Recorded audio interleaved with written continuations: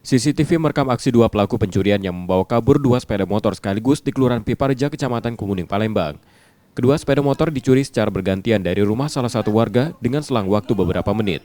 Pertama, pelaku membawa sepeda motor jenis bebek, lalu diikuti dengan sepeda motor jenis sport entry level.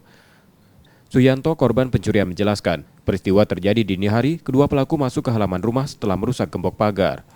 Pada saat itu sepeda motor dalam keadaan terkunci stang dan ditutup menggunakan terpal. Suyanto baru menyadari kedua sepeda motornya lenyap pada pagi hari dan segera memeriksa rekaman CCTV tetangga. Itu orangnya pertama orang dua, pakai motor cuman tanpa BG, pakai masker, pakai topi.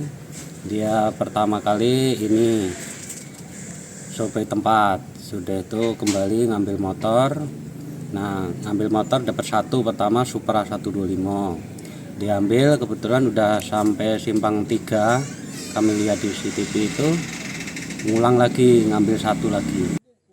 Korban telah melaporkan kejadian ini ke Polsek Kemuning, Palembang. Rizky Oktora, Muklas Diferensial, Kompas TV, Palembang, Sumatera Selatan.